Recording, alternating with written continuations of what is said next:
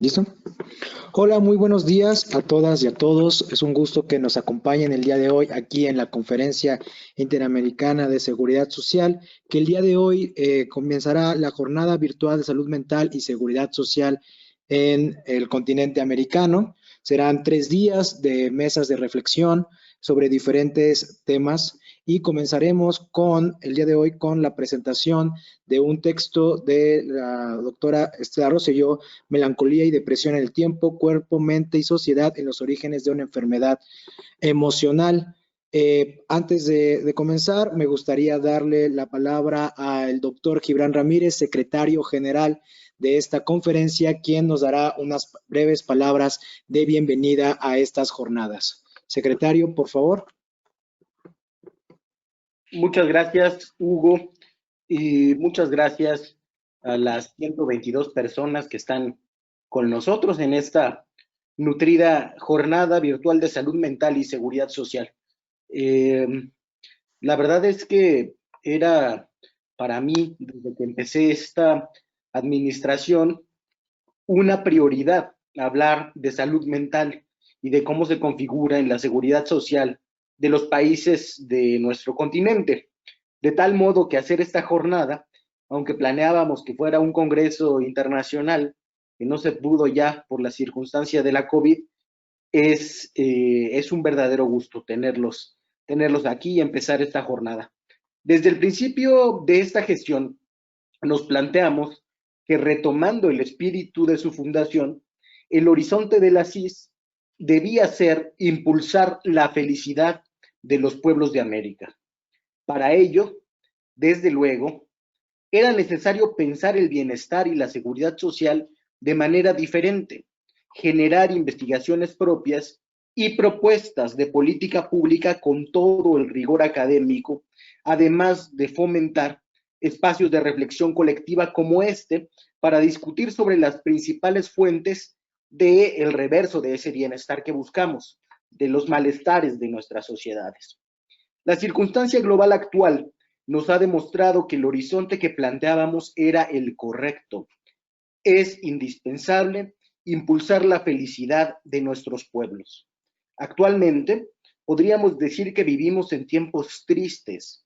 La pandemia no solo ha generado malestares físicos y pérdidas humanas, también ha modificado la cotidianidad, los rituales de la vida y de la muerte, y a más de uno le ha generado la sensación de tener un malestar indescriptible. Además, algunos males como la falta de acceso a la salud y a la seguridad social universal, la violencia de género, la brecha digital, la pobreza y el desempleo se han profundizado en los últimos meses, dejando en evidencia que el modelo económico y político global de los últimos 30 años había ya fracasado estrepitosamente. Pero quizá lo que ha quedado más en evidencia fue la necedad de que podíamos pensar todos la vida y las relaciones humanas únicamente o principalmente desde la perspectiva de lo privado. Paradójicamente, antes de la pandemia, cuando podíamos salir, nuestras sociedades ya tenían pinta de estar aisladas. Los problemas públicos se pensaban en términos del mercado. Las políticas públicas en torno a la pobreza se centraban más en cambiar los comportamientos de las personas que en solucionar los problemas que las aquejaban. Las instituciones de salud y de seguridad social se entendían como empresas que debían garantizar buenos rendimientos económicos, como si su fin no fuera gastar, aunque fuera de manera responsable, para garantizar el bienestar de las personas. E incluso asuntos como la felicidad se pensaban de manera primordialmente individual, como si ser feliz fuera única y exclusivamente un asunto de esforzarse y ponerle buena cara a la vida. Y algo similar ocurrió con la salud mental.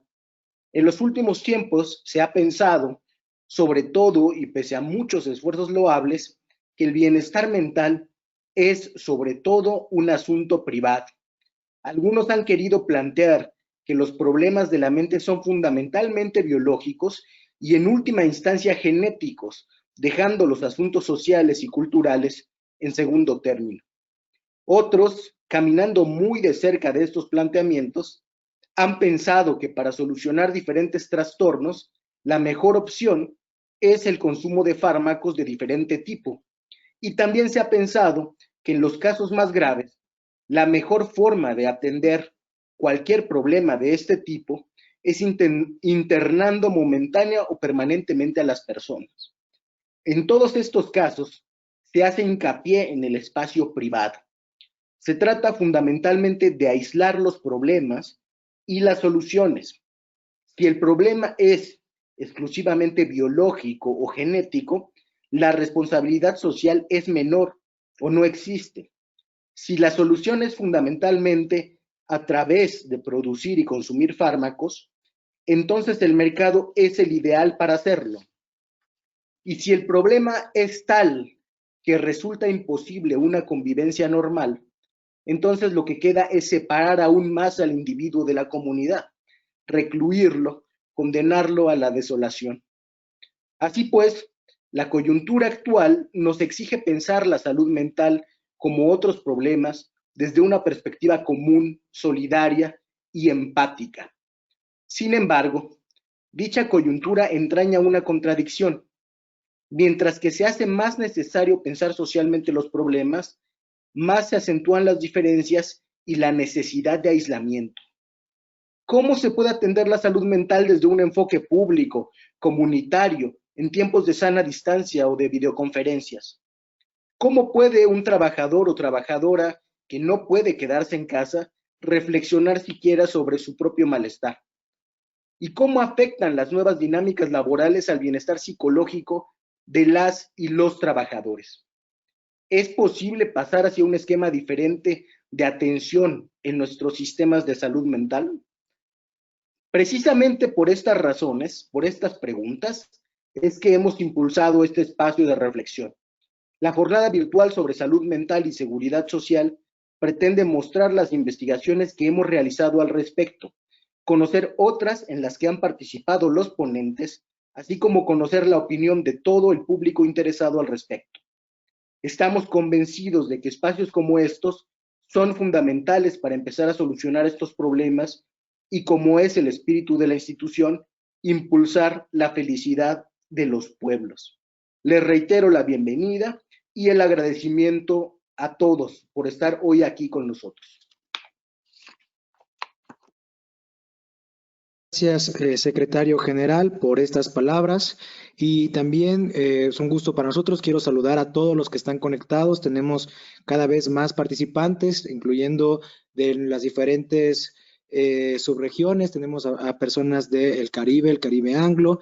Un saludo a todos ellos, a ellas, así como a el resto de los participantes. Pues sin más, vamos a comenzar la sesión que tenemos en este momento, que es la presentación de la doctora Estela Rosselló y su cuaderno Melancolía y depresión en el tiempo, cuerpo, mente y sociedad en los orígenes de una enfermedad emocional. Estela Rosselló Soberón es doctora en Historia por el Colegio de México. Actualmente es investigadora del Instituto de Investigaciones Históricas de la UNAM. Sus líneas de investigación giran en torno a la historia cultural, más propiamente a la historia de las mujeres, la historia de las emociones, del cuerpo y de la otredad. Es miembro del Sistema Nacional de Investigadores e imparte clases en la licenciatura de Historia en la Facultad de Filosofía y Letras de la UNAM. Además, ha dedicado gran parte de su trayectoria profesional a la difusión y la enseñanza de la historia para niños y adolescentes. Dicho esto, sin más, es un gusto tenerte aquí, Estela, y por favor, coméntanos de qué trata este libro tuyo, Melancolía y depresión en el tiempo. Muchas gracias, Hugo.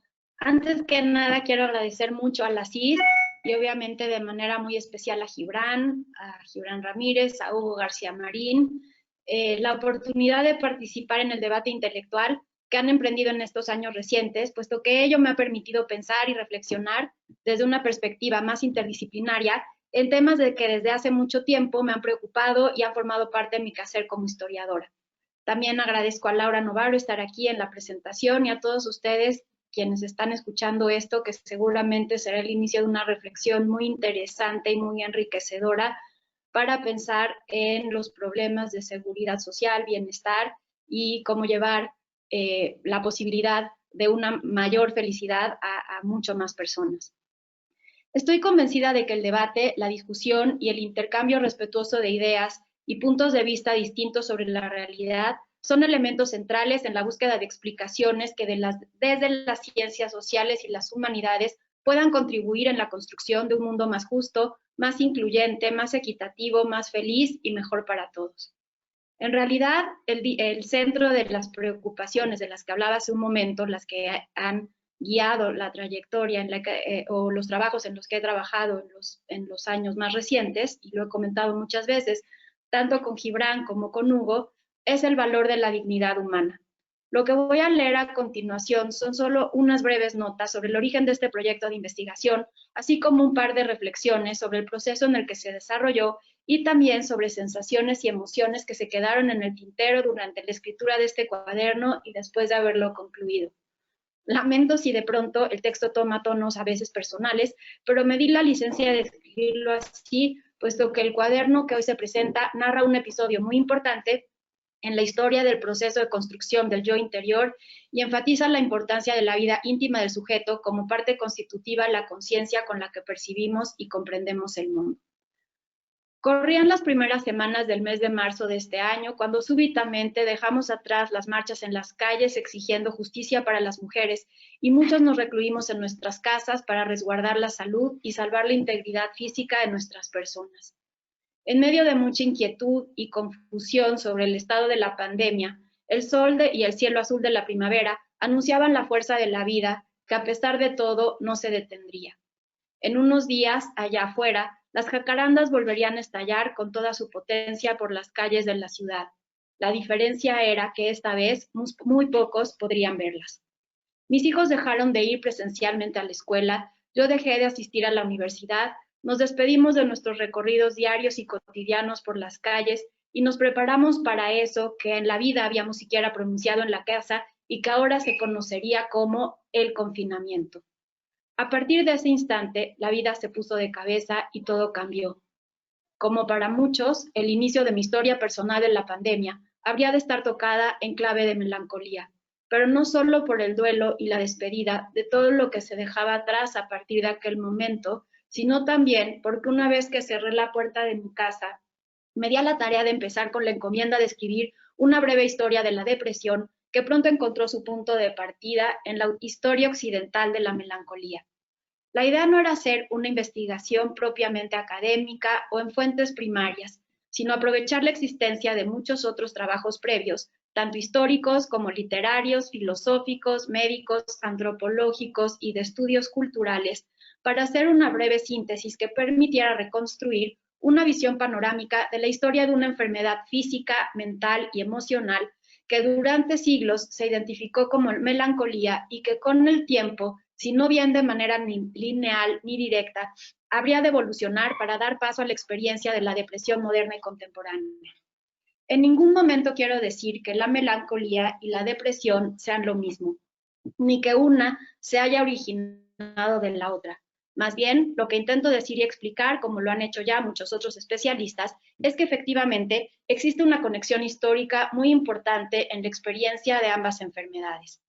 La investigación que hoy se presenta se hizo desde la perspectiva teórica y metodológica de la historia y la antropología de las emociones. Y en ese sentido, es importante señalar que la experiencia melancólica y la experiencia de la depresión se estudian como construcciones culturales e históricas que han cobrado sentidos y significados diferentes de acuerdo con la época en la que se han vivido. Es decir, en esta investigación, las enfermedades de la melancolía y de la depresión se entienden como experiencias sociales y no únicamente como fenómenos individuales. Por otro lado, también es importante decir que en la investigación se insiste en que cada sociedad ha mirado a sus enfermos melancólicos y depresivos desde lugares muy distintos. Si bien casi siempre todas las sociedades occidentales los han colocado en sitios marginales y los han rodeado de estigmas, prejuicios y estereotipos negativos que han promovido su alienación y su exclusión. Ya en la Grecia antigua, los argivos vieron en Orestes a un loco furioso, un ser humano poseído por el remordimiento y la culpa, que se comportaba más como una bestia que como una persona. y sobre todo como un asesino al que había que aniquilar. En el siglo XVII, los enfermos de amor o de melancolía amorosa se miraron como hombres y mujeres fuera de sí, afectados por malas pasiones, desequilibrados y carentes de juicio y razón. Por su parte, en el siglo XVIII, los románticos melancólicos fueron vistos como sujetos extraños, personas que poseían una sensibilidad ciertamente superior, pero que evidentemente no eran normales. Las mujeres histéricas del siglo XIX o los locos circulares del mismo periodo, por mencionar solamente algunos otros ejemplos, se concibieron como personas trastornadas a las que era necesario aislar en asilos para dejarlos fuera del orden cotidiano de la sociedad.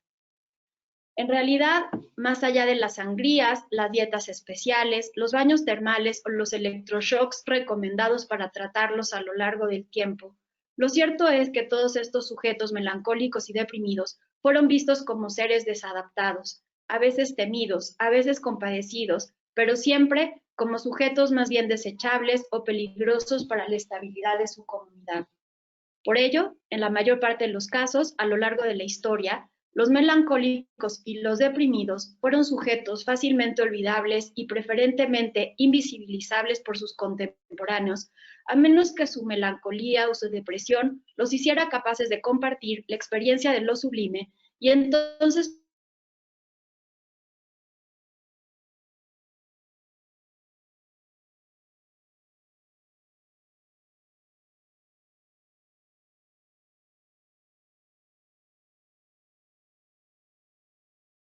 pasaban a la historia como genios, más incapacitantes para niños, adultos y adultos mayores, sin importar género o condición. La depresión no discrimina. Si bien lo que sí es diferente para cada sector de la población es la posibilidad de acceder a terapias, programas y tratamientos médicos que ayuden a combatir la enfermedad. De acuerdo con datos de la OMS, actualmente en muchos países el 90% de las personas que sufren este padecimiento no recibe tratamiento alguno. Esto ya sea por los estigmas sociales que acompañan al mismo, por falta de recursos económicos o por poca inversión por parte de los sistemas de salud pública para atenderlo, lo mismo que por un mal diagnóstico entre las personas que lo viven. En nuestro país, esta realidad no puede seguir obviándose, mucho menos puede seguir negándose que el problema de tratar a las personas deprimidas, de contenerlas y ofrecerles medios y mecanismos para su reintegración a la vida y a la sociedad es una responsabilidad tanto del Estado como de la sociedad. No podemos seguir dejando solas a las personas que sufren. El sufrimiento en los demás tendría que movernos a todos, al menos en la generación de empatía hacia ellos. Son muchos los motivos para enfermar de depresión en el mundo contemporáneo. El individualismo rampante, la precariedad material, la redefinición de fronteras geográficas, identitarias y culturales, la necesidad de emigrar, la guerra, la violencia, son elementos comunes y constitutivos de la cotidianidad en la mayor parte de nuestro planeta. Hombres y mujeres de todas las edades sufren sus efectos y entre algunos, la mente y el cuerpo no resisten el embate de la realidad y enferman. El dolor individual de cada uno de ellos se incrementa frente a la fragmentación de los vínculos sociales, frente a la inexistencia de expresiones de solidaridad y de contención. Sin duda alguna, el 2020 pasará a la historia como el año de la gran pandemia. La COVID ha removido los cimientos materiales, físicos, espirituales, mentales más profundos de los seres humanos. Hoy vivimos ensombrecidos bajo el miedo latente, la amenaza constante, la tristeza y la incertidumbre generalizadas. La era del COVID en nuestro país, así llamaron en alguna sesión de clase mis estudiantes de la Facultad de Filosofía y Letras, a quien por cierto saludo muy especialmente y a quienes debo muchas de las reflexiones que vinieron después en torno al tema de la melancolía. Algunos de ellos señalaron que hoy en día nuestro calendario tendría que dividirse con las siglas AC y DC, es decir, antes del COVID y después del COVID, y a todos nos ha tocado esta nueva era de diferente manera. Durante casi 9 meses y en distintos momentos, muchos hemos sido presa de fuertes sentimientos de tristeza, miedo, soledad, dolor, confusión, enojo, agotamiento, pérdida de sentido.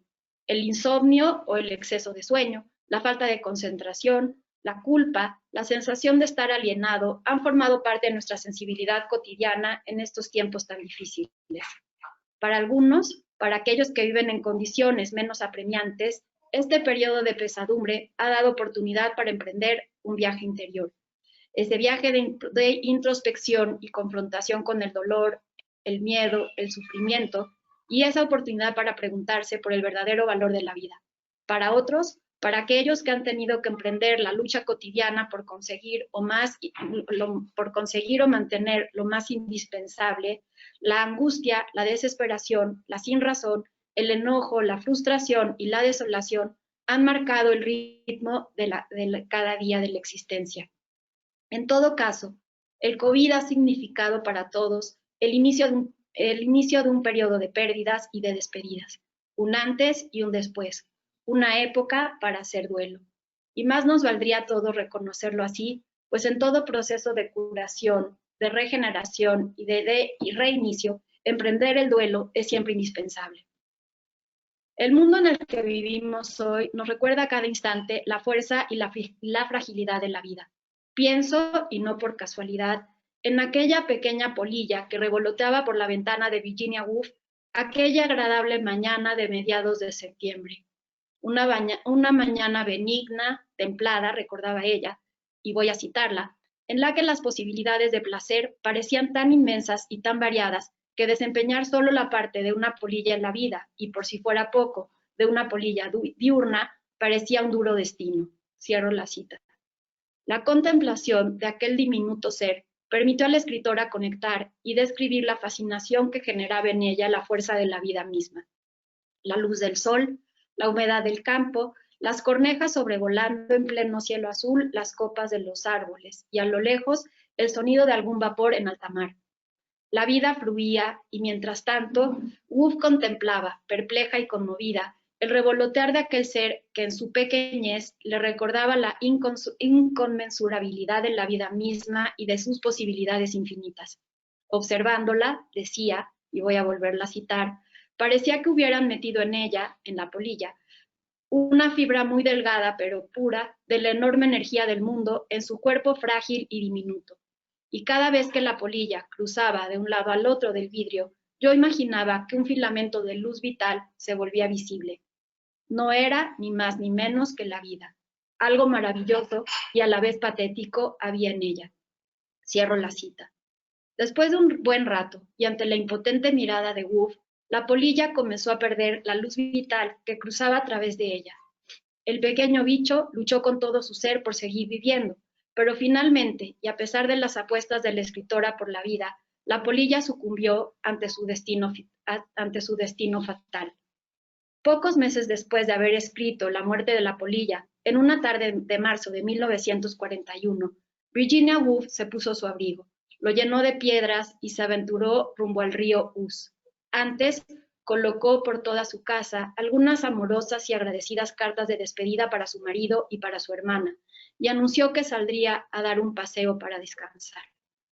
Entonces, la autora de Las olas caminó por el bosque hasta encontrar la corriente de agua a la que se abandonó para siempre. Los seres humanos no somos polillas, no podemos sentirnos polillas. Ciertamente, el mundo del siglo XXI es un mundo difícil, caótico, doloroso e incierto para todos. Enfermar de depresión es un riesgo real y grave. En ese contexto, los programas de seguridad social del Estado y la conciencia y responsabilidad social de todos deben prevenir que los hombres y las mujeres con depresión queden abandonados, solos y a la deriva. Porque a diferencia de las polillas, que no tienen más remedio que cumplir su ciclo biológico en la trama de la vida, los seres humanos contamos con voluntad, con razón y con libertad. Atributos que los humanistas del siglo XVI definieron como elementos que nos diferenciaban de los demás seres vivos. Atributos que no eran otra cosa que los componentes fundamentales de la dignidad humana.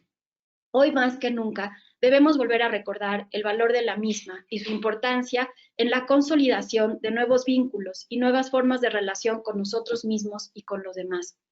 Cuidar de la salud física y de la salud mental, la nuestra y la de los otros, sin duda es una acción indispensable para poder imaginar nuevas sociedades en donde los hombres y las mujeres tengan la posibilidad de sentirse más seguros, más libres, más iguales, no obstante sus diferencias, más satisfechos y más en paz. Las jornadas de hoy son un excelente punto de partida para enriquecer esta discusión, para pensar en todo esto y caminar hacia la construcción de un mundo de mayor bienestar. Por eso mismo yo celebro mucho estar aquí y agradezco la invitación de Gibran, de Hugo, para formar parte de esta discusión. Gracias. Muchas gracias, Estela. Muy interesante cada una de las cuestiones que mencionas. Me dejaré varias reflexiones mejor para que luego las conversemos. Y a continuación le cederé la palabra a Laura Novaro. Ella es licenciada en Historia del Arte por la Universidad Iberoamericana, tiene estudios en literatura comparada por la UNAM, una maestría en psicoterapia psicoanalítica por la Asociación Psicoanalítica de Guadalajara y es psicoanalista adherente de la misma. Practica la docencia en el diplomado, la maestría y en la formación en psicoanálisis. Es miembro del Comité de Mujeres en Psicoanálisis y de la Federación Psicoanalítica de América Latina, así como la Asociación Psicoanalítica Internacional. Da consulta privada con adolescentes, adultos y parejas. Sin más, estimada Laura, te cedo la palabra para que puedas darnos tus comentarios respecto al libro Melancolía y Depresión en el Tiempo de la doctora Estela Rosselló que estamos presentando. Tu micrófono, querida Laura, estimada Laura. Ahí está, perdón. Perfecto, muchas gracias. Ya me escuchan, ¿verdad? ¿Qué tal? Muy buenos días a todos. Muchas gracias por la presentación, Gibran, Hugo, y agradeciéndote esta invitación a Hugo García Marín, agradecer a Gibran Ramírez y sobre todo a la doctora Estela Rosselló, amiga muy querida, y me siento muy honrada en estar en esta mesa con el marco del CIS, comentando un extraordinario libro, que Estela me decía que, bueno, estaba escribiendo un panfleto, que un cuaderno, y bueno, a mí me parece que ha escrito un libro que se va a volver referencia historiográfica para poder abordar el tema tan profundo y tan interesante de la melancolía y las depresiones. Bueno, espero no pasarme mucho porque había mucho que comentar y me quedé con las ganas, pero bueno, ya lo abriremos a discusión. Pero inicio diciendo que Estela es uno de esos seres raros que uno encuentra una vez en la vida. Ha sido una compañera de viaje, amiga del alma, una hermana simbólica que apareció en un encuentro feliz y milagroso. Nos tocó sentarnos juntas en una clase de literatura en el último año de la prepa. Yo no sé si a esa hora, a las 10 de la mañana, le daba hambre o le surgía alguna inquietud, porque cada día sin falta, invariablemente, ella me preguntaba la hora porque no portaba reloj. A mí, lejos de molestarme, me parecía muy simpático, y fuera la hora que fuera yo le contestaba muy seria. Son las 10:10, y soltábamos la carcajada. Así comenzamos una amistad de 30 años de vida y contando. Estela me ha hecho conocerme, conocer el mundo, dialogar y compartir ideas. Me ha provocado pensar, dialogar, ahondar. Y en este libro lo hace de una manera magistral. En una discusión como lo hemos hecho a través de tantos años, pero ahora con la oportunidad de hacerlo frente a ustedes en este interesante marco de la CIS. Estela siempre ha tenido el gran talento de transmitir sus ideas, no solo con un estilo literario personal y bello, sino ameno, sencillo, sin pretensiones eruditas en un alarde de manejo de datos duros. Esta cualidad, lejos de reducir la rigurosidad histórica o la profundidad, la agradece el lector porque permite penetrar con gran claridad en temas complejos. Resulta admirable esa capacidad que tiene de digerir con inteligencia la información histórica y transmitir a sus lectores de forma tan amable y amena la sensibilidad de una sociedad, una cultura, un etos y una experiencia emocional determinados. Este libro exuda un trabajo analítico, invita al cuestionamiento y a la discusión, a la vez que resulta en una gran experiencia estética. Pero no se queda ahí, postula su propio posicionamiento subjetivo en el mundo, comprometida con una sociedad convulsionada. Este libro resulta un placer y un regalo para sus lectores. Pero ahora quisiera dar inicio a un diálogo desde el campo de la salud mental, La melancolía ha sido un tema medular para el psicoanálisis. Como bien nos recuerda Stella en su libro, la melancolía ha transitado a través de varios siglos de historia occidental por el camino de las enfermedades mentales y de cierta manera sigue siendo un tema que aún no es lo suficientemente discutido ni abordado con la seriedad que debería, pues las perturbaciones del alma han sido repudiadas o negadas aún hoy en día. Continúa abierto a debate si es considerada una enfermedad mental que debe ser segregada de la sociedad o bien un mero desequilibrio químico destinado a ser únicamente tratado farmacológicamente para no batallar con los problemas que acarrea. Se sabe que a lo largo de la historia occidental, mente y cuerpo han permanecido en una lucha entre dos polos escindidos, resultando de una negación de uno u otro, pero rara vez en una verdadera integración. Stella defiende brillantemente esto último. No puede abordarse uno sin el otro, pues mente y cuerpo, como demostró Freud también, son indivisibles. Stella arroja luz también en la problemática de cómo integrar a la sociedad a quienes padecen de este mal, y no alienarlos ni acallarlos con fármacos que no hacen otra cosa que deshumanizarlos cuando solo se tratan de esta forma. Perduran hoy en día ambas posturas contrapuestas. Las neurociencias privilegian la fisiología, es decir, la química de las emociones en el funcionamiento cerebral, y los psiquiatras echan mano de los medicamentos, aliados inseparables desde hace más de un siglo para el tratamiento de las melancolías y las depresiones. Pero existe esa otra parte que aún hoy día lucha por no ser desterrada del tratamiento de las afecciones mentales en el campo médico. El psicoanálisis defiende a las emociones como un constructo exclusivo de lo humano, que nos compele al orden de lo simbólico y por tanto del campo de lo psíquico, y que coincide mucho más con esta historia de las emociones que Stella nos muestra. La melancolía como constructo social, derivado de una estructura de pensamiento judio-cristiano, matriz del concepto de individuo autoconsciente, coincide e incluye al psicoanálisis porque precisamente el psicoanálisis también es un derivado de esta concepción occidental del sujeto pensante, crítico y sobre todo consciente de sí mismo.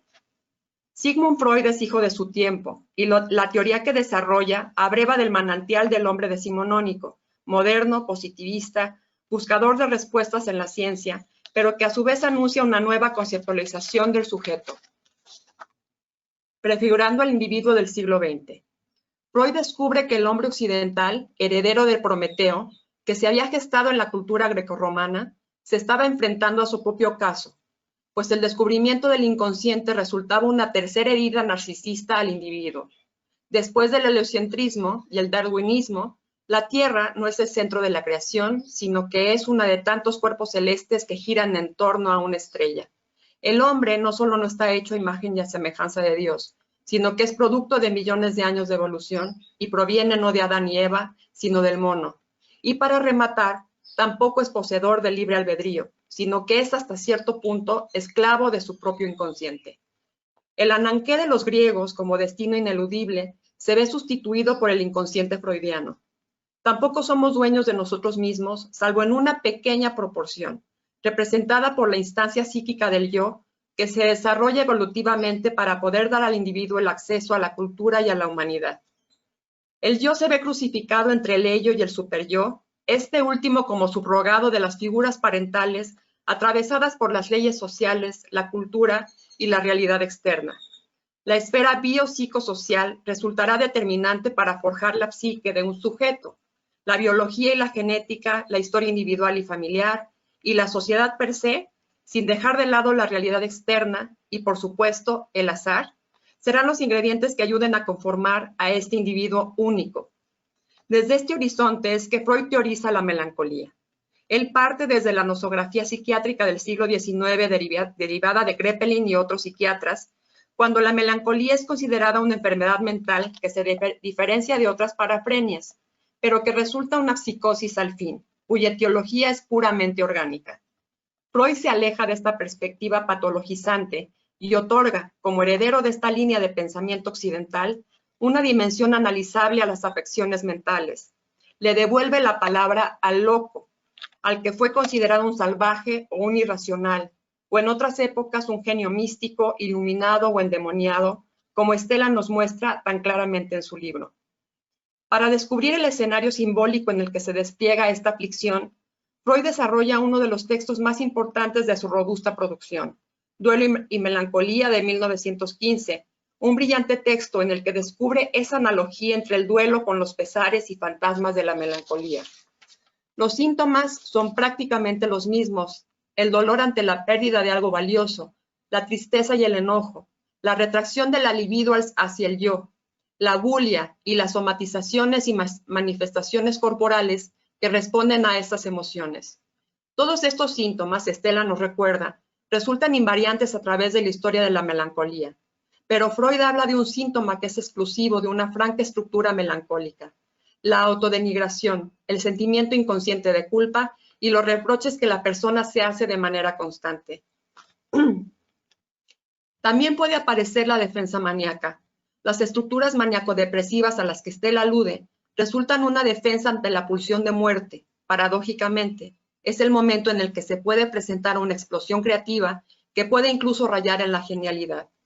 La manía proviene de la omnipotencia del yo frente a la libido narcisista que se ha acrecentado intensamente dentro del yo, y es en ese momento que se cometen acciones autodestructivas que pueden llevar hasta el acto suicida. La novedad en Freud es que explica metapsicológicamente, desde su concepto innovador de la pulsión, la dinámica del psiquismo humano. En la melancolía observa que la pérdida del objeto se ha sufrido de manera tan prematura en el desarrollo psíquico que la diferencia entre el yo y el no yo aún no se ha llevado a cabo. El objeto de los primeros cuidados, la madre u otro representante materno, aún no se diferencia de un yo prematuro que debe formarse a partir de ese otro significativo y que le ayudará a conformar el narcisismo primario que permite posteriormente desarrollar el autocuidado, el amor propio y la pulsión de vida que hará que la libido se dirija hacia el exterior. El yo, esa construcción tan compleja que se erige en gran parte gracias a las identificaciones con los otros, es aún muy incipiente cuando sufre esta perturbación. Freud lo explica de forma casi poética. La sombra del objeto cae sobre el yo. Es decir, el objeto perdido ha quedado incorporado en la conformación de ese yo. Es por ello que resulta en una perturbación extrema. El psicoanalista francés André Green dice que la herida narcisista que ha sufrido el yo ha quedado como una hendidura sangrante que nunca cicatriza, como un desfiladero, por lo cual se encuentra del lado de las patologías más narcisistas y por tanto más psicóticas. La pérdida de la realidad es importante al verse invadidos por ideas delirantes de que son, como diría Sor Juana, y expresara tan brillantemente en uno de sus famosos poemas: yo, la peor de todas. El goce que ofrece la rebaja del sentimiento de sí. Por eso la melancolía es, en realidad, una pasión, un pathos, porque es un reclamo constante al objeto perdido que, al ser incorporado en el yo, se refleja en los autorreproches, la culpa y el castigo, siendo un círculo de goce que no les permite exteriorizar su libido hacia un otro. La cantaleta melancólica los aliena, los hace insufribles a los que los rodean y por ello también su sociedad los margina. La pasión masoquista se despliega, la tristeza y su manifestación somática, el llanto, se privilegian, pues se ven libidinizados de forma perverseada en ese sentido. Pero también aparece la agresión por el odio profundo hacia ese objeto perdido, que ahora se localiza dentro del yo como si se tratara de un objeto enquistado. La furia va dirigida hacia el objeto perdido tan odiado. Cuando el melancólico se suicida, en realidad es resultado de una lucha pasional estilo la ópera Carmen, un acto de asesinato al objeto perdido, muchas veces con dedicatoria a figuras de su entorno que reviven el abandono de su primer amor. La lucha a muerte es en realidad entre estas partes escindidas del propio yo. Orestes, nos dice la autora, es el prototipo ideal de esta lucha a muerte. Clitemnestra es la madre traidora que ha olvidado a su prole, por lo que debe ser asesinada. La culpa melancólica de Orestes erosiona su yo, y la tristeza que arrastra es la de nunca poder recuperar el paraíso perdido, aquello que solo fue un mito porque en realidad nunca existió. El melancólico, lo comprobamos bien en el campo clínico, parece nunca saber qué fue lo que perdió, pero la melancolía, a pesar de ser en sí un trastorno narcisista, resulta tratable y puede mejorar enormemente con el análisis al darle la palabra al que la sufre. Y gracias a la transferencia establecida en la cura analítica, puede retrotraer la libido hacia el analista y sacar el odio hacia afuera, ahora el analista mismo, para realizar el duelo que no ha podido llevar a cabo. Es una tarea difícil y ardua, mas no imposible. Hasta aquí todo esto ha derivado de los hijos de Orestes, el alienado que pierde la razón y es arrojado a la ignominia. Pero ¿qué sucede con los depresivos? Hasta ahora no les suena la melancolía como algo sumamente distinto a ese otro sufrimiento que se parece más a la asedia medieval.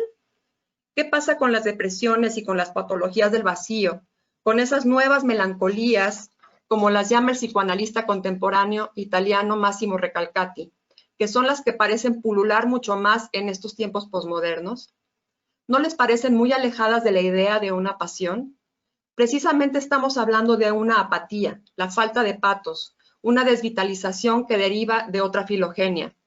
Para ilustrar a las depresiones, tomaré a otra figura de la mitología griega, matriz de la que también se nutre la teoría psicoanalítica, porque los mitos son esos primeros acercamientos simbólicos para la comprensión del psiquismo humano.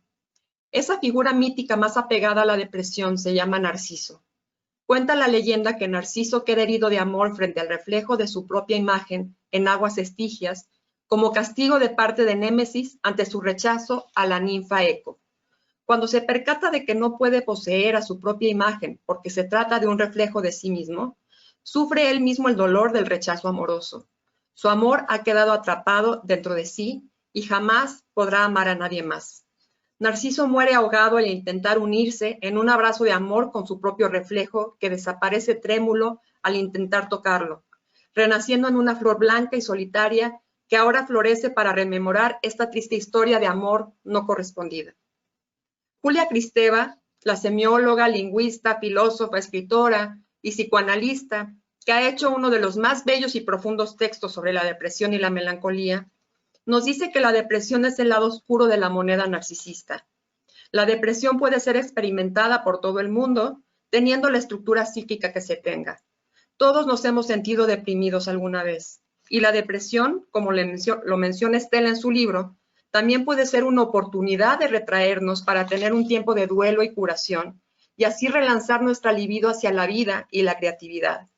La psicoanalista austríaca Melanie Klein habla de manera innovadora de cómo la posición depresiva en el desarrollo del psiquismo resulta constituyente, porque permite reparar los daños hechos en las fantasías destructivas de la posición esquizoparanoide. La culpa y la posterior reparación sirven para la integración psíquica, tierra fértil para la creatividad y el amor. Estela cita al dramaturgo Bertolt Brecht diciendo: la esperanza siempre resurge allí donde el ser humano descubre que algo falta. La depresión puede ser entonces una oportunidad y la única manera de llevarnos al crecimiento como sujetos, porque ¿qué es el crecimiento sino la renuncia de ese narcisismo patológico, de un niño maravilloso, de ser un niño maravilloso que no acepta las pérdidas ni la realidad? Sin embargo, ¿qué sucede con las depresiones clínicas y qué las distingue de las melancolías? La depresión en psicoanálisis siempre se da ante la pérdida de algo de la realidad y se sabe que se perdió. Es la pérdida de un amor, un trabajo, la juventud, la belleza, la salud, es decir, las castraciones a las que la realidad nos enfrenta. Entonces se dice que las depresiones siempre son resultado de heridas narcisistas. La libido se retrae para poder vivir el dolor, un duelo que si no puede ser elaborado, queda como un sufrimiento psíquico que merma la calidad de vida. Aparecen los síntomas como el aislamiento, la pérdida del interés hacia los demás y hacia la vida en general, por lo que son rasgos narcisistas, resultantes de la pulsión de muerte. Las depresiones son tratables y más sumando esfuerzos multidisciplinarios. Estela toma partido y defiende vehementemente la necesidad del apoyo psicológico sumado al médico y al social en un sistema complejo pero necesario para abordar un problema de salud pública apremiante que afecta a millones de personas en México y en el mundo. La depresión se vuelve la enfermedad a vencer en nuestro tiempo. En México ocupa el primer lugar de discapacidad para las mujeres y el 9º para los hombres. La magnitud del impacto social que la depresión presenta es enorme y las políticas de salud deben reforzarse ante la falta de apoyo a las personas con trastornos mentales, junto con el miedo al estigma contra el que debemos seguir luchando en nuestra sociedad. Países como Alemania y Francia incluyen la atención psicoterapéutica a la salud mental como parte de la seguridad social. Estados Unidos, en contraste, privilegia la hegemonía farmacéutica, pues resulta más lucrativa a la vez que práctica y barata para tratar ese problema de salud que además afecta a la economía mundial, como bien lo describe Estela en su libro. Las cifras que de manera avasallante van creciendo con respecto a esta afección son un llamado de atención para reconsiderar los enfoques sobre la salud mental y para tratarla con la urgencia que merece. Máxime cuando estamos viviendo un momento crítico con esta pandemia, en donde las depresiones se han agudizado de forma alarmante. La cuestión médica será la primera en irse resolviendo cuando se encuentre una vacuna o una cura. La economía la seguirá, pero las huellas y daños psicológicos que dejarán estos tiempos críticos será lo más difícil de resolver al corto y mediano plazo, y solo veremos sus verdaderas consecuencias varios años después. Solo las generaciones que nos sigan podrán ir encontrando respuestas a posteriori de los estragos o secuelas que este momento histórico que nos ha tocado vivir dejarán como marcas psíquicas, históricas y sociales. La depresión debe tomarse mucho más en serio. Es un tema complejo y hoy, en pleno siglo XXI, nos encontramos en una época donde Narciso impera cuando nos miramos solo a nosotros mismos y a nuestro propio ombligo. Cerramos los ojos al otro y a su sufrimiento para defendernos de enfrentar el propio. La sociedad de la felicidad maníaca y de la renegación de las pérdidas naturales nos ha hecho mucho daño. Estela nos lleva de la mano en un bello pero doloroso recorrido de la melancolía occidental para después ofrecernos una profunda autocrítica que culmina, paradójicamente, en una postura esperanzadora. Tenemos la oportunidad de vivir el duelo por una sociedad doliente, pero con una conciencia y elaboración que nos permitan generar soluciones creativas a este mal que impera en nuestro tiempo, abordándolo desde todas las aristas posibles. Gracias, Estela, por permitirme comentar este maravilloso libro que conmueve, cuestiona, hace reflexionar y temer por un futuro que angustia y que pide soluciones reales y necesarias, pero que además arroja una luz de esperanza si y solo si logramos dejarnos tocar, dolernos y deprimirnos ante una realidad complicada, experimentar el duelo, manejar las renuncias, darle un lugar a la depresión y luego tratarla, no intentar desterrarla. Démosle la palabra a los que sufren, ayudemos a tramitar las pérdidas del otro y de nosotros mismos. Solo así se podrá ofrecer una salida constructiva y creadora. Muchas gracias. Gracias, Estela, y gracias a todos. Muchas gracias, Laura, por tu comentario, por tus palabras. Seguramente Estela tendrá mucho que decir al respecto. Y ahora me gustaría, por favor, darle la palabra al secretario general Gibran Ramírez. Gibran Ramírez es doctor en Ciencia Política con mención honorífica por la Universidad Nacional Autónoma de México y maestro en Ciencia Política por el Colegio de México.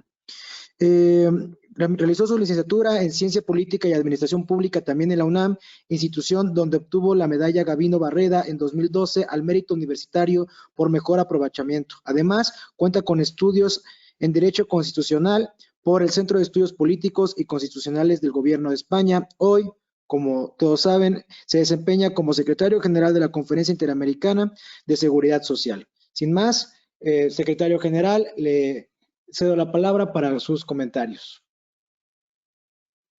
Muchas gracias, Hugo, y gracias, Estela, por permitirme estar en esta presentación. Antes que nada, quiero felicitar a la autora, felicitarme por tener este estupendo libro en la colección editorial de la Conferencia Interamericana de Seguridad Social.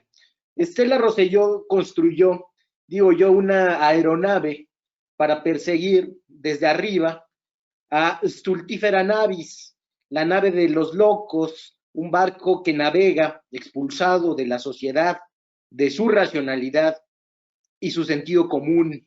Un barco, dice Estela, de temidos, rechazados, despreciados u olvidados por sus contemporáneos.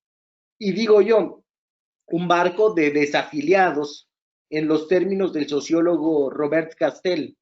Y me interesa mucho la analogía, la metáfora del barco, porque es lo que une al libro con el propósito principal de este organismo internacional, que es promover la seguridad social.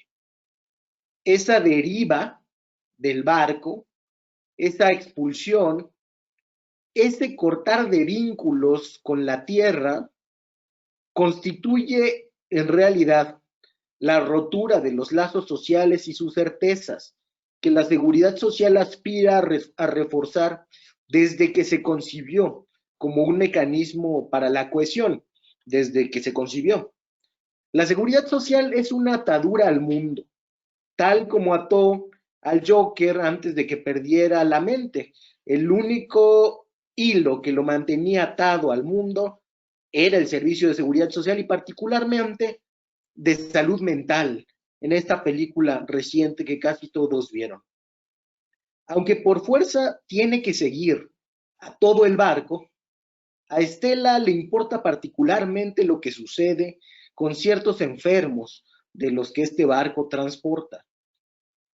Primero, los de melancolía en todas sus variantes, y después los de depresión o enfermedad maníaco-depresiva. ¿Acaso el signo de la emocionalidad de nuestros tiempos? Eso tendrá que decirlo Estela, no yo, porque ella es la especialista en historia de las emociones. Situemos primero el libro.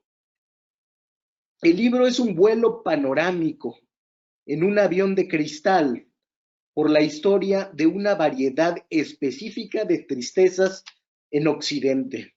Digo que es en un avión de cristal porque permite ver no solo la nave que va por debajo, sino también las condiciones estructurales, históricas de Occidente en cada uno de los momentos en los que se detalla la experiencia o la construcción conceptual de la melancolía. Arranca, como es necesario, en la Grecia antigua, pasa por la medicina hipocrática, que es la que le dio nombre a la enfermedad melancólica, e hila delicadamente sobre algunos hitos que cambiaron en cada época, en cada edad de la sociedad occidental, la conceptualización y la experiencia melancólica, que ya decía Estela, se trató durante siglos con purgas, sangrías, baños termales, paseos en el campo y ejercicio. Y en realidad no es solo un vuelo el que emprende Estela, sino que son varios. Su aeronave vuela sobre la literatura, como ya ella misma lo dijo. Va de Orestes a Hamlet, con un particular hincapié en el campeón de los melancólicos, el joven suicida Werther de Goethe. En segundo lugar, el vuelo se alza sobre las experiencias, todas inacibles, de la asedia monástica, ese mal de soledad y sinsentido, del mal de amores medieval, que se inventó al mismo tiempo que se inventó el amor tal y como lo conocemos. La democratización de la melancolía de los siglos XV y XVI, así como su tránsito a una vivencia cada vez menos humoral, pensando en esta medicina hipocrática, y cada vez más moral. Se puede ver en el libro de Estela, con prístina claridad, cómo el racionalismo sumó incertidumbre al mundo y cómo la sensibilidad melancólica romántica constituyó, de alguna manera, una rebelión contra ese racionalismo. Y puede verse también cómo la opresión del orden patriarcal burgués a las mujeres derivó en la experiencia y el tratamiento de la histeria, que al igual que la melancolía, ha dejado fuertes herencias sobre el pensamiento circundante a la enfermedad maníaco-depresiva.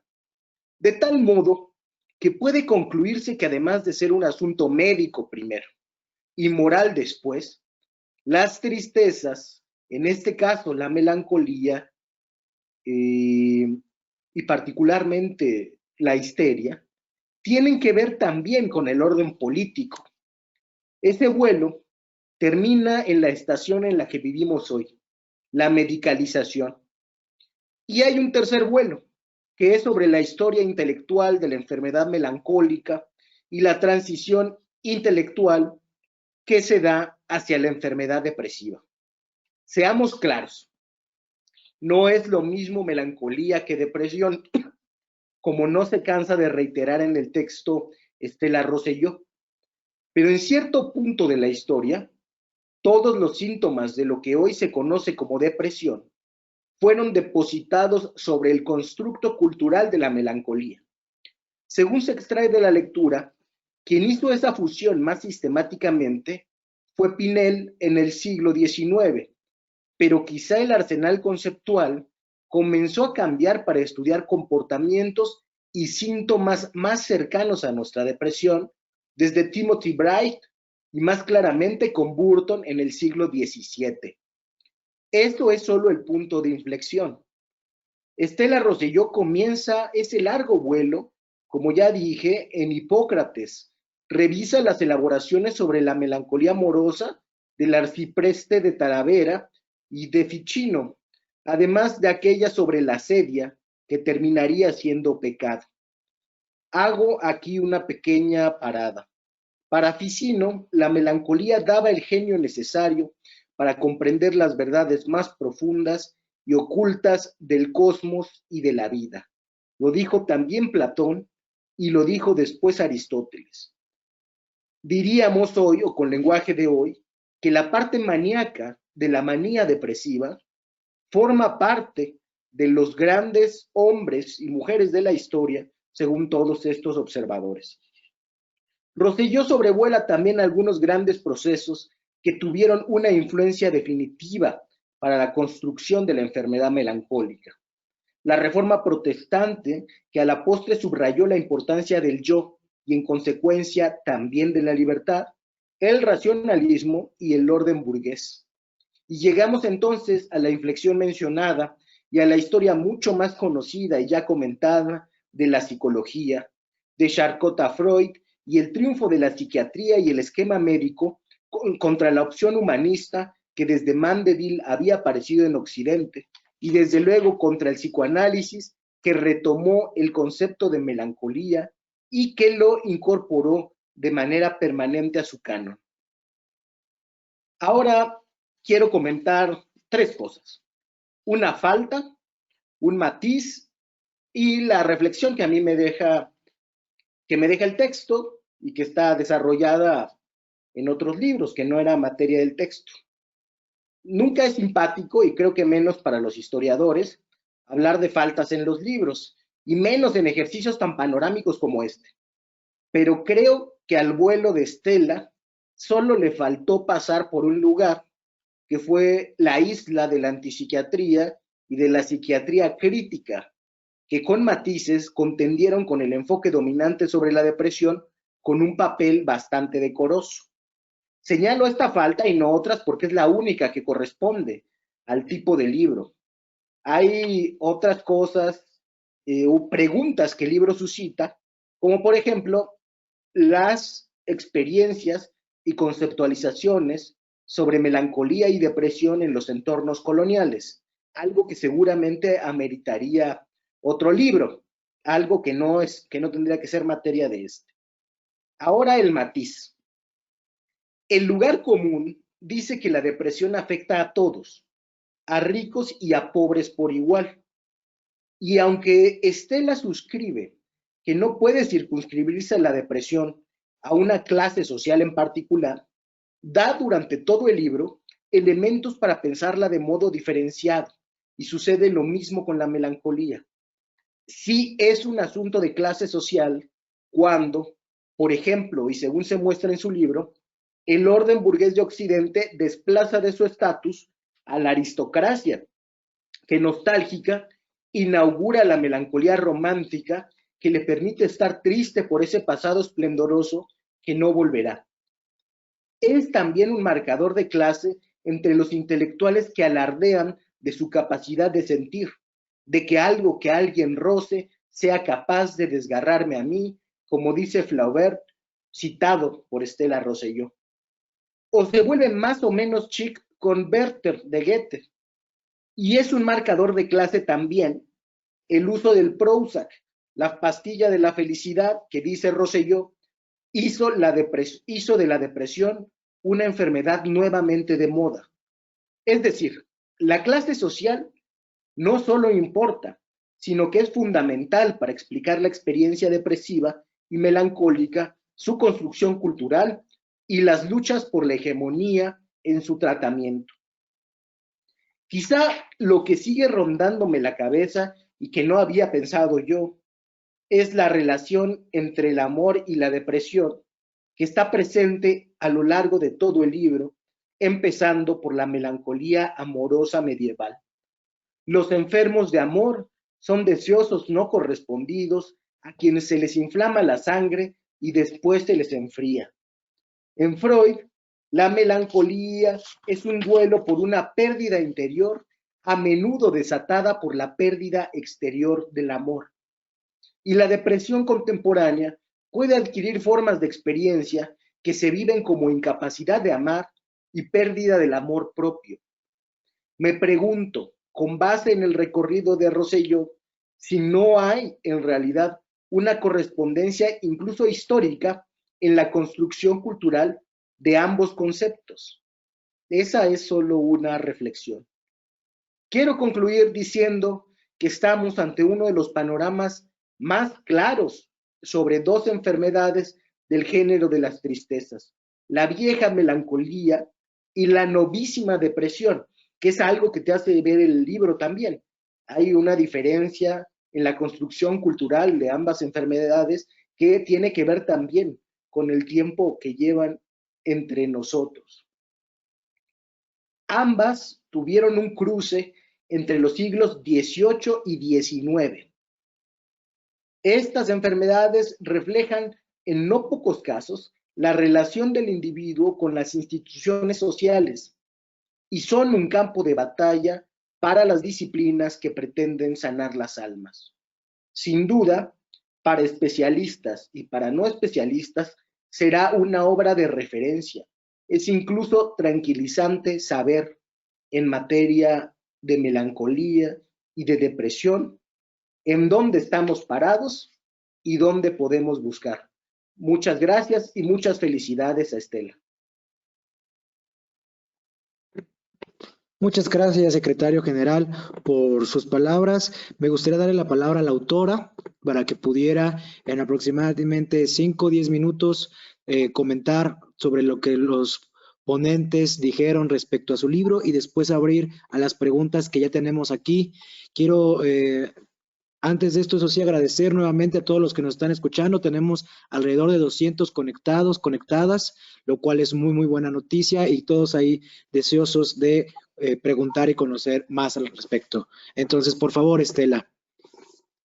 Sí, muchas gracias, Hugo. No, yo nada más, yo ya no quiero tomar más la palabra, ya siento que es un exceso volver a tomarla. Al contrario, yo solo quiero agradecer muchísimo a Laura, a Gibran, a Hugo, que también lo hizo en su momento, los muy generosos comentarios que han hecho hacia el libro, hacia el trabajo. Me dejan pensando muchas cosas, reflexionando muchas cosas importantísimas. Y bueno, la verdad es que los oía y hasta me daban ganas de leer el libro, de lo generoso que fueron conmigo. Y realmente, Gibran, tienes razón.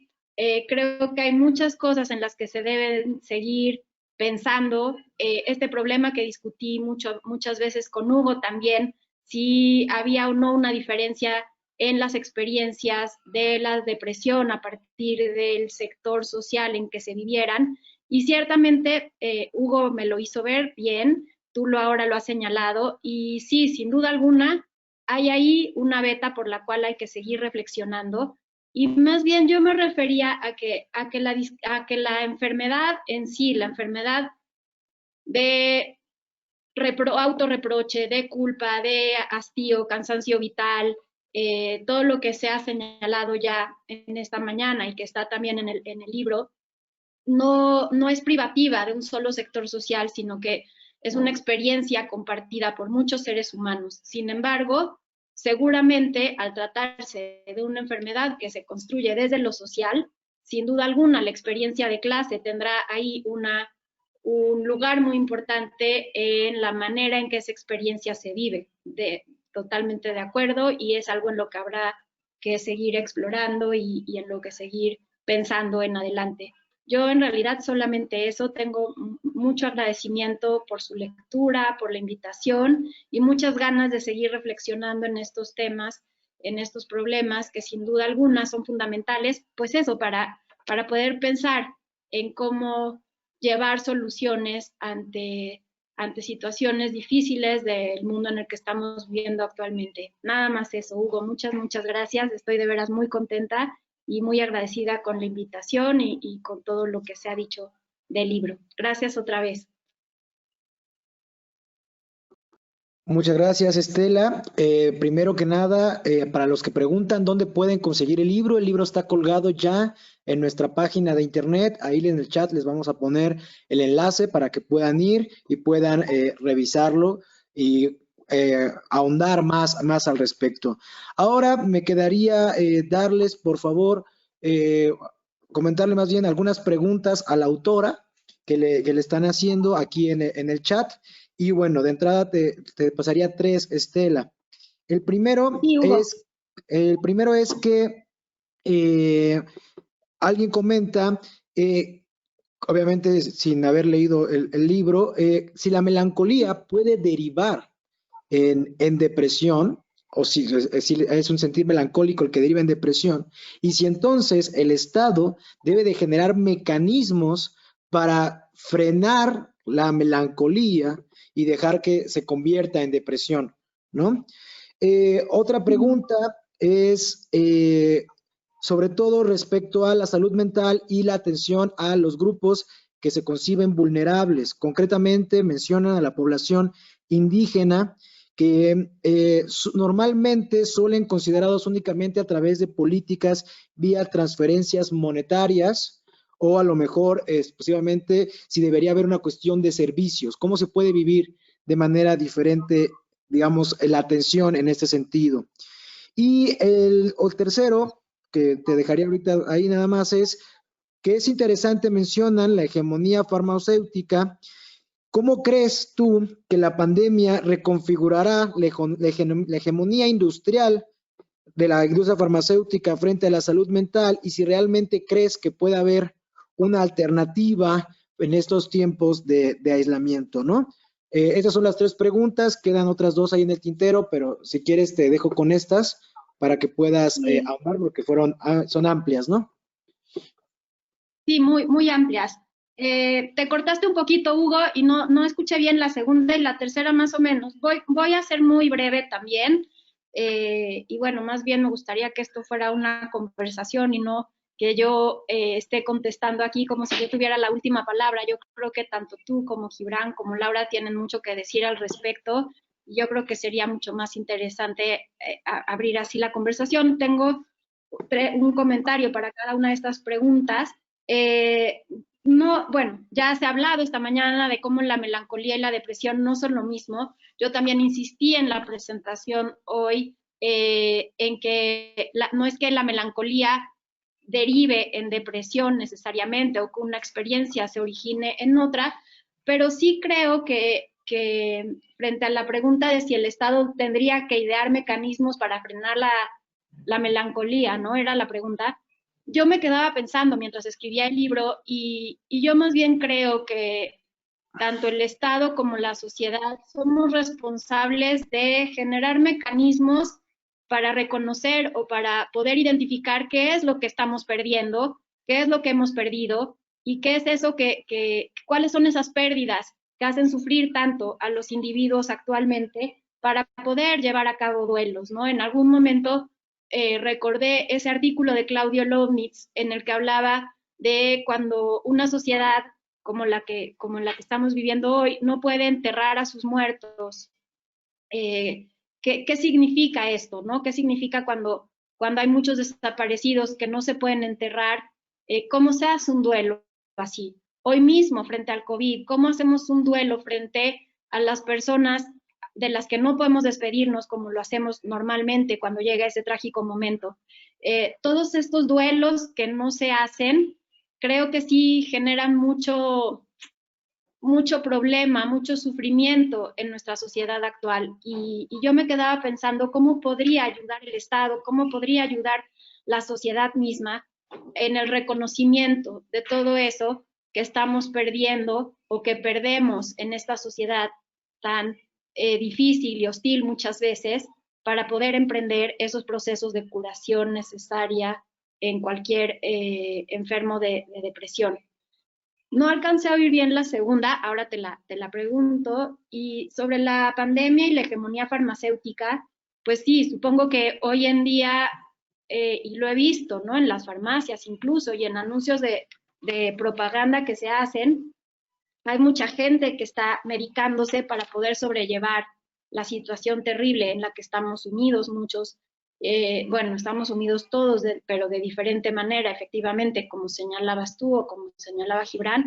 Y sí, supongo que hoy en día las ventas de medicamentos para poder hacer frente a tanto dolor sí van a subir considerablemente, y por eso me parece especialmente importante insistir en que, si bien los medicamentos en algunos casos pueden servir, y yo no estoy negando su utilidad, al contrario, que bien que existan estas medicinas en muchos casos, pero no pueden ser la única salida para curar la depresión o para tratar la depresión. Es decir, insisto, y creo que en eso estamos de acuerdo quienes hemos hablado hoy, en que es muy, muy importante tener programas de seguridad social que no dejen a estos enfermos a la deriva, y que más allá de las medicinas que puedan recibir para ayudarles a sobrellevar mejor su proceso de curación, reciban otro tipo de terapias, otro tipo de tratamientos, y tengan acceso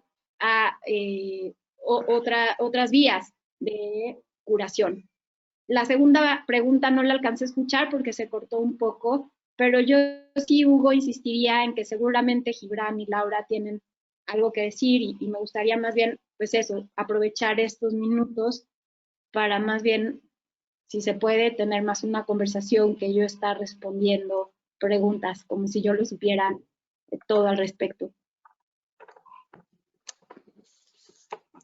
Claro, Estela, muchas gracias por tus comentarios, y quizás entonces, para cerrar como última ronda y viendo más o menos la tendencia que va hacia de las preguntas, voy a abrir una que puedan los tres opinar para que pueda ser efectivamente un diálogo. Y la pregunta es, son dos preguntas principales. La primera, que va muy encaminado a lo que comentaba el secretario, es ¿qué opinión tienen respecto a cómo se vive la melancolía y la depresión en sectores tradicionalmente o que son entendidos como grupos vulnerables, y qué se puede hacer desde el orden político para, digamos, aliviar esos malestares? Y el segundo, que va vinculado también con todo esto, es ¿cuál es la opinión respecto a, digamos, cómo nuestra sociedad y sobre todo el orden político está configurado para el malestar actual que se ha profundizado a raíz de la pandemia? Es decir, cómo es el orden generado un ambiente de malestar previo que posiblemente se haya profundizado a través de la pandemia, ¿no? Entonces, estas dos serían las preguntas que yo dejaría ahí para que ustedes pudieran comentar e ir cerrando finalmente la mesa. Si quieren, comenzamos con Laura, luego con Gibran y cerraríamos contigo. Bueno, yo me quedé pensando, bueno, evidentemente desde el ámbito donde yo me muevo, en el ámbito clínico, ¿sí? Cómo de cierta manera el psicoanálisis ha sido también resultado de estas concepciones sociales, ¿no? Históricas, donde se piensa que el psicoanálisis es solamente para ciertas clases privilegiadas que puedan pagar un tratamiento, que es nada más así como muy elitista, ¿no?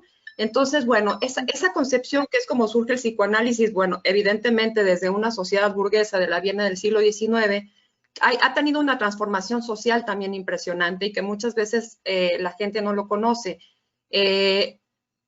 También la manera de hacer psicoanálisis, hace rato platicábamos fuera del aire, digamos, antes de que comenzara, de cómo también un encuentro en una terapia va a dar cuenta de cómo nos atraviesa la sociedad. Es decir, no es lo mismo hacer un psicoanálisis en Latinoamérica que en China, que en la India, que en Estados Unidos.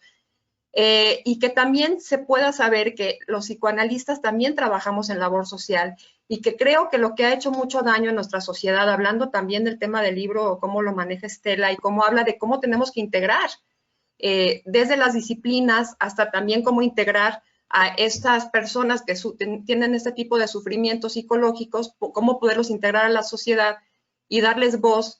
Digo, a mí me gustaría pues compartir que en el psicoanálisis tenemos también un sector donde estamos ingiriendo en la comunidad, donde tenemos clínicas psicoanalíticas que recibimos a terapia de bajos costos, que son costos realmente simbólicos, donde se pueda llegar a todos los sectores de la sociedad, y que lo que es increíble en nuestro quehacer cuando estamos enfrentándonos con los pacientes que van sufriendo con depresiones o melancolías, es que sí hablan de esos mismos sufrimientos, es decir, las características, la parte psíquica se vive de igual manera, proveniendo de donde sea. Es decir, pues tenemos pacientes de todos lados del mundo, porque ahora también ya nos conectamos a distancia, entonces podemos recibir extranjeros, pero también de todos los sectores de la sociedad.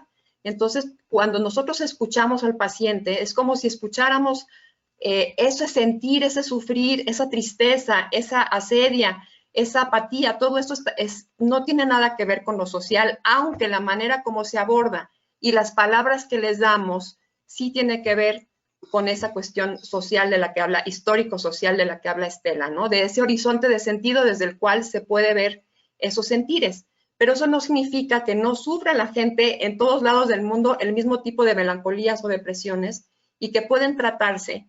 Y que a mí lo que quiero llegar es que si podemos unir esfuerzos, ¿sí? Sin dejar de satanizar y decir, no, pero es que los psicoanalistas solamente tratan a ciertos sectores porque puede ser muy caro, puede ser, no, o sea, hay programas sociales donde vamos a las comunidades también, donde se recibe en grupo, se recibe todo tipo de cuestiones de abusos, de presiones, de violencia de género. Entonces, en lugar de decir, no, pues esto nada más es como, las melancolías son como una herencia como muy burguesa, lo que sea, sino que sí podamos unir esfuerzos, ¿sí? Para poder tener más injerencia en la sociedad, porque hacemos esfuerzos, pero muchas veces quedaría como poder hacer ese vínculo con el gobierno y con las políticas públicas.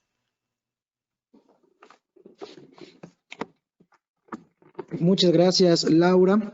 Estimada Estela, por cuestiones de tiempo tendré que darte la palabra a ti para cerrar, porque ya se nos está acabando el tiempo, pero sin duda podremos platicar más a fondo esto. Y además, antes de darle la palabra a Estela para ir cerrando, quiero hacer un anuncio.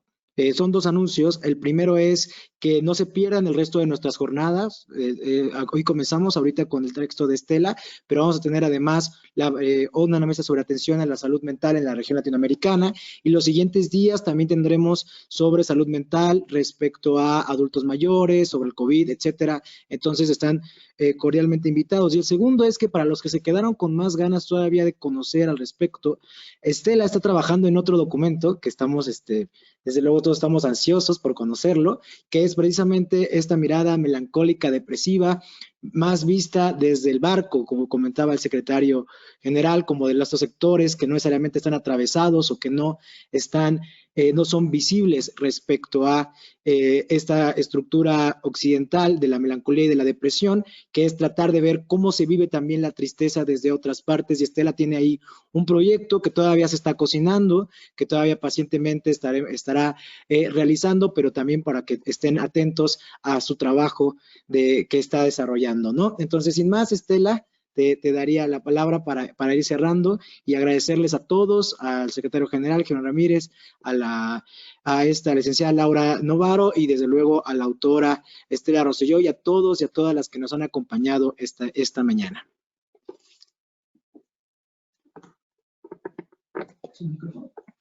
Muchísimas gracias, Hugo. Muchísimas gracias, Laura, Gibran. Nuevamente agradecer a todos los que han estado esta mañana con nosotros.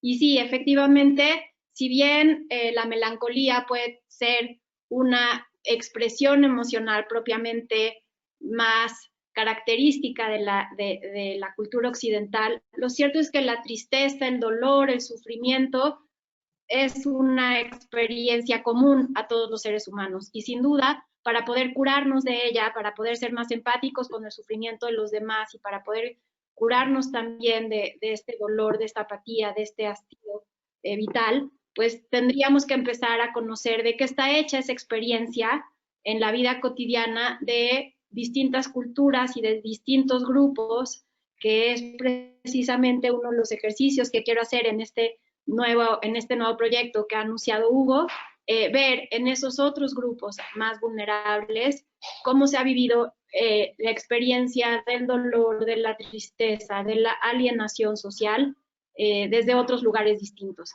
Y bueno, pues nada más eso, muchísimas gracias por todo.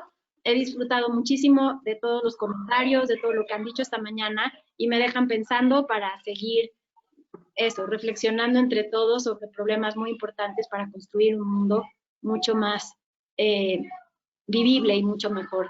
Gracias nuevamente y hasta luego a todos. Gibran, muchas gracias, que ahí estás otra vez, ya te vi. Gracias, Hugo, gracias, Laura.